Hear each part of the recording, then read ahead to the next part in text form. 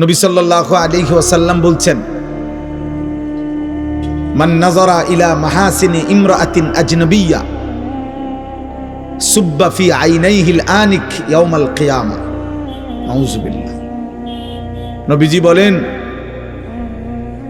যে কেহ যদি কোনো ভিন নারী, যাকে দেখার অনুমতি নাই, এমন কোন নারীর প্রতি যদি দৃষ্টিপাত করে, আল্লাহর নবী সাল্লাল্লাহু আলাইহি সাল্লাম বলেন, ওই তার জন্য অনুমতি নাই এমন নারীকে দেখলো তো কিয়ামতের দিন ওই দুই চোখে, আল্লাহর কসম নবী বলছে, জ্বলন্ত সীসা গলিয়ে দেওয়া হবে।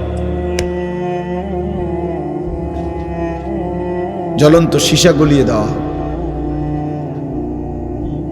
অতএব এটা ভয়ঙ্কর শাস্তি,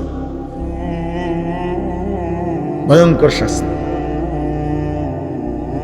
আল্লাহ তাআলা কোরআনুল কারীমের মধ্যে বলছেন, যে তার মনের ইচ্ছা মতো চলে, আল্লাহ তাকে কতগুলো শাস্তি দেয়।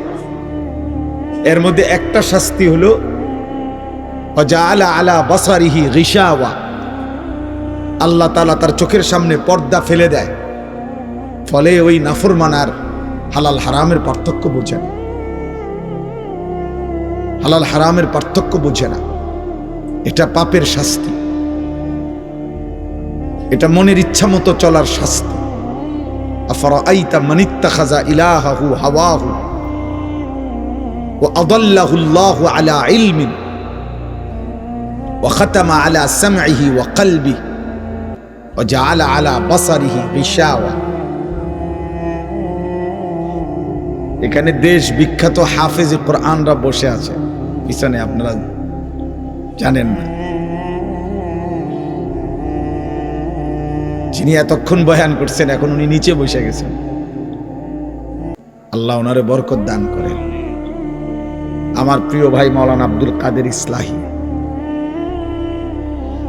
আল্লাহ ইলমে আমলে বরকত দান করেন।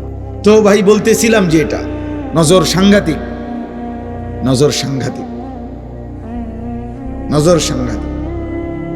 নজরে আউলিয়া হয়, নজরে বরবাদ হয়, নজরে বরবাদ হয়।